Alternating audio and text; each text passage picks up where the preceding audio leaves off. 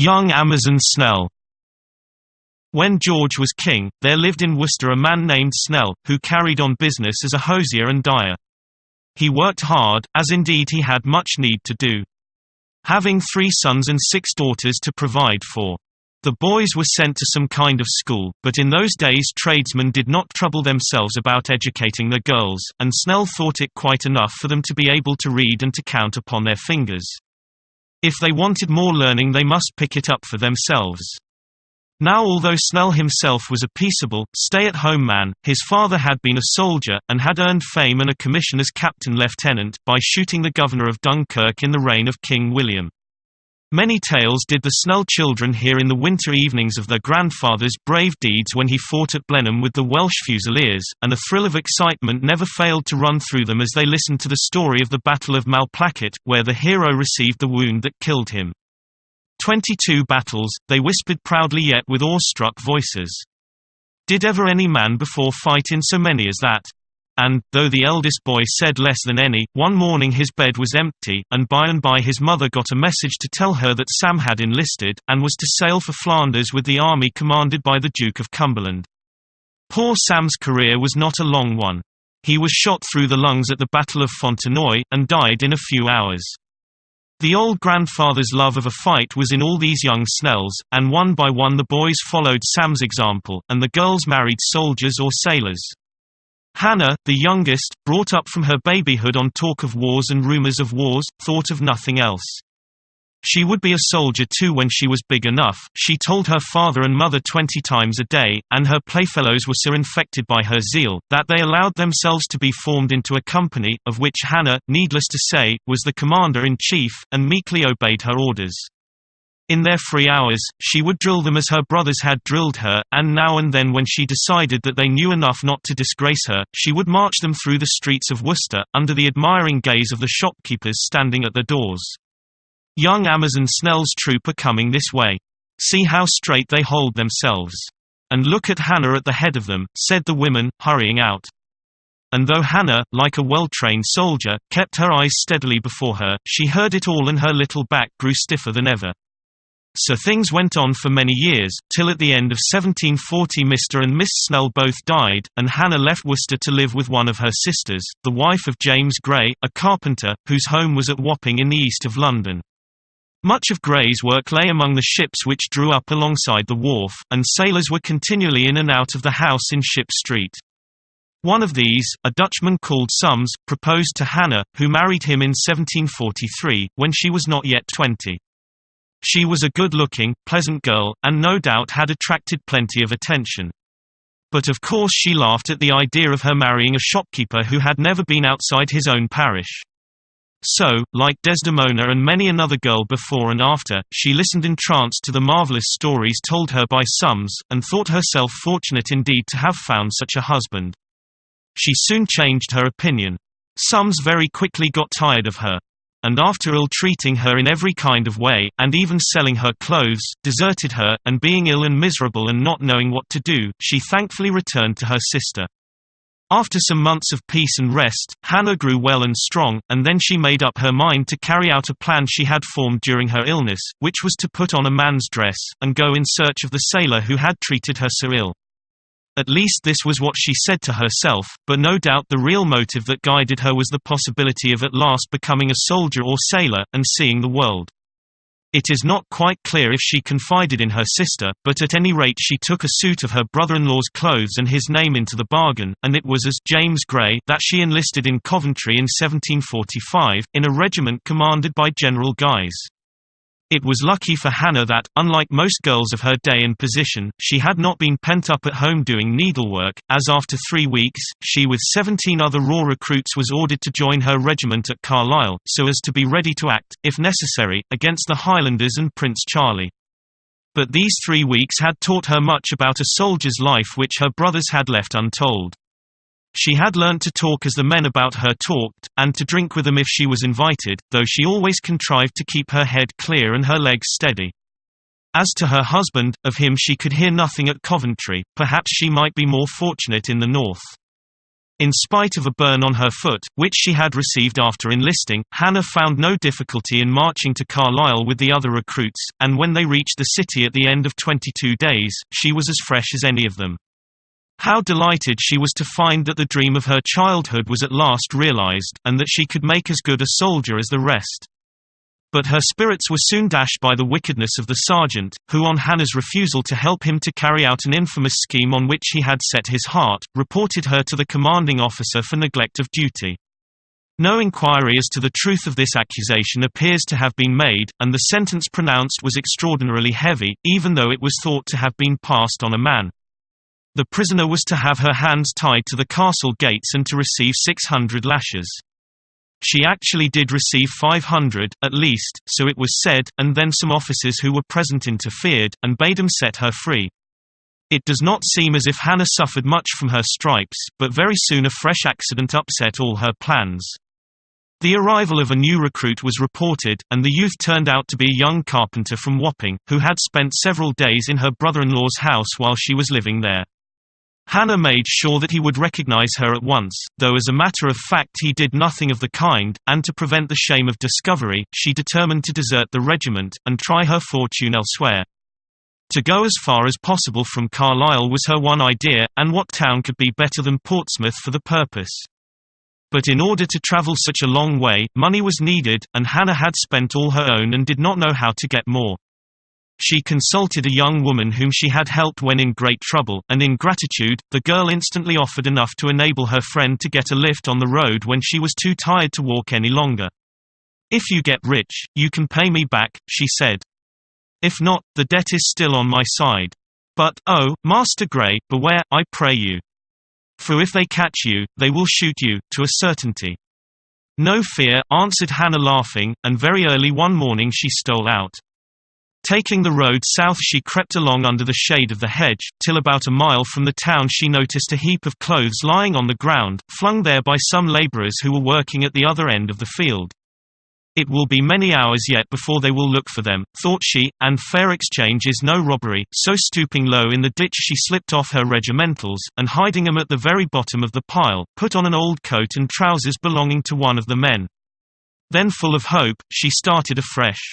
Perhaps the commander in Carlisle never heard of the desertion of one of the garrison, or perhaps search for James Gray was made in the wrong direction. However that may be, nobody troubled the fugitive, who weary and footsore, in a month's time entered Portsmouth. At this point a new chapter begins in Hannah Snell's history.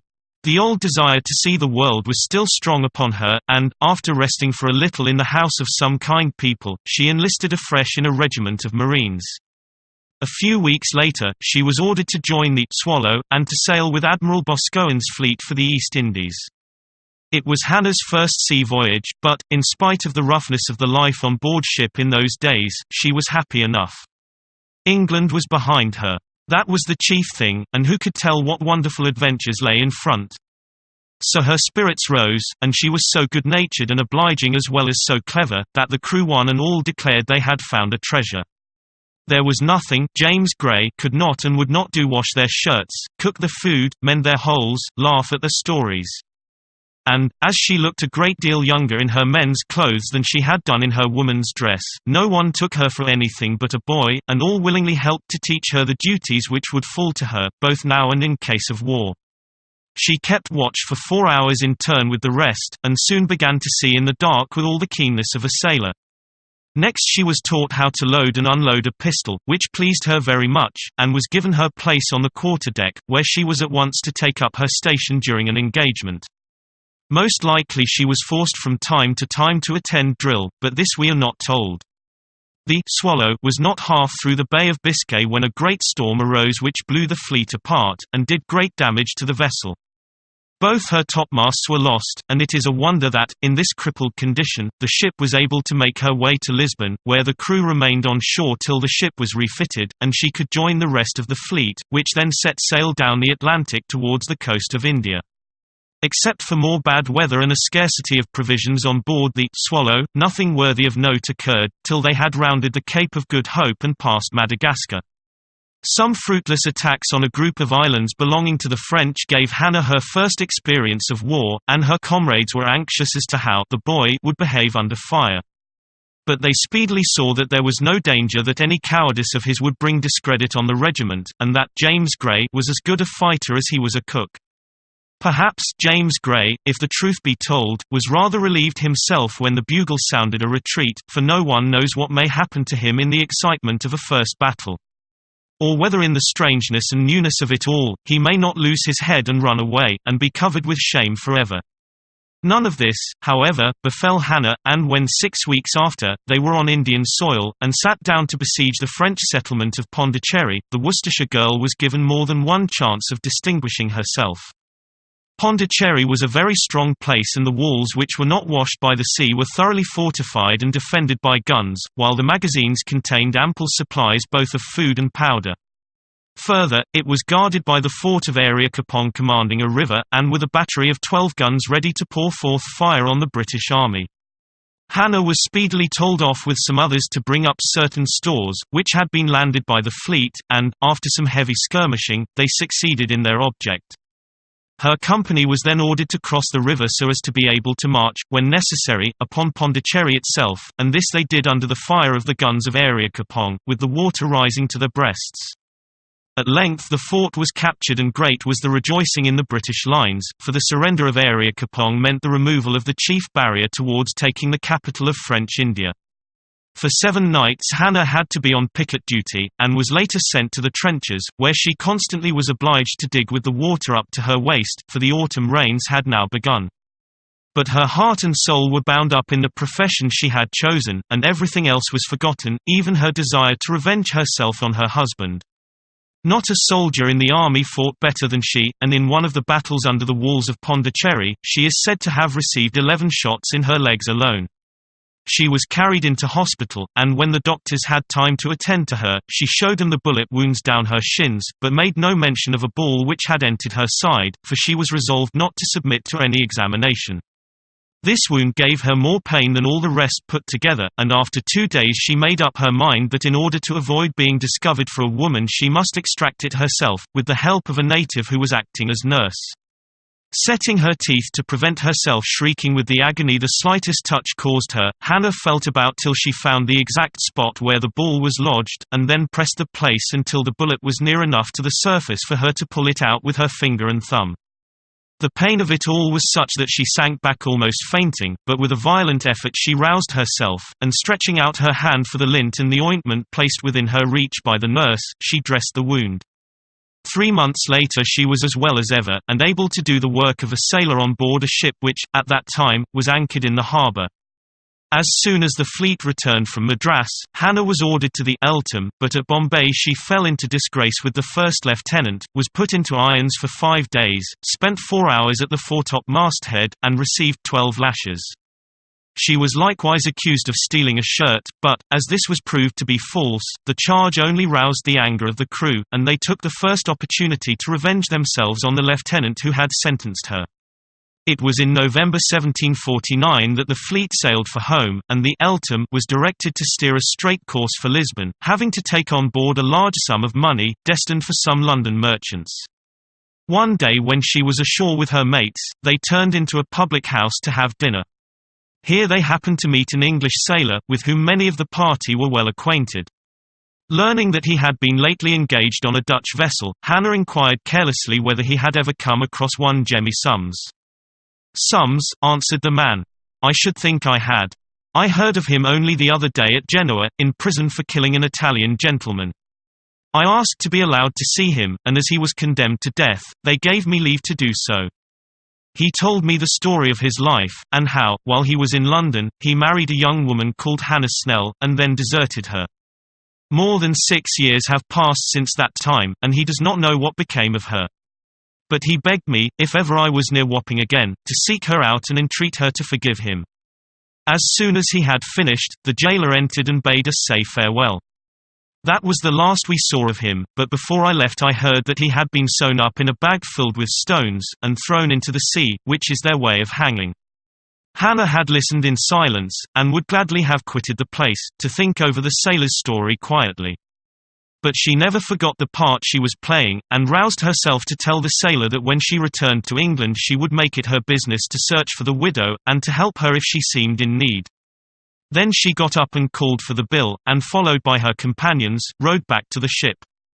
It was on June 1, 1750, that Hannah Snell landed in Portsmouth, and in the course of a few days made her way to Wapping.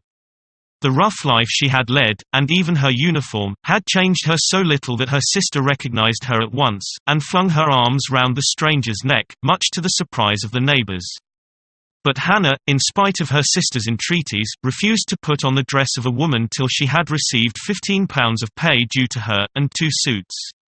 And when this was done, she invited those of the ship's crew who were then in London to drink with her at a public house, and there revealed to them her secret. It was, however, to no purpose that she talked. These men, by whose side she had fought and drunk for so long, would believe nothing, and thought it was just one of Jemmy's stories. At length she was forced to send for her sister and brother-in-law, who swore that her tale was true, and then the sailors broke out into a chorus of praise of her courage, her cleverness, and her kindness, all the time that they had known her. One, indeed, made her an offer on the spot, but Hannah had had enough of matrimony, and was not minded to tie herself to another husband. It was not long before the wondrous story of Hannah Snell reached the ears of the Duke of Cumberland, son of George II, and Commander-in-Chief of the British Army. A petition was drawn up, setting forth her military career, and requesting the grant of a pension in consideration of her services. This petition and accident enabled her to deliver in person to the Duke as he was leaving his house in Pall Mall, and by the advice of his equerry, Colonel Napier, the pension of £1 a day for life. £18 was bestowed on her. It does not sound much to us, but money went a great deal further in those times. But her fame as a female soldier was worth much more to Hannah than the scars she had won in His Majesty's service. The manager of the theatre at the New Wells, Goodman's Fields, saw clearly that the opportunity was too good to be lost, and that advertisement of the celebrated Miss Hannah Snell, who had gained 12 wounds fighting the French in India, would earn a large fortune for him, and a small fortune for her. So here we bid her goodbye, and listen to her for the last time, her petticoats discarded forever. Singing to the fashionable audience of Goodman's Fields the songs with which she had delighted for many months the crew of the Eltham.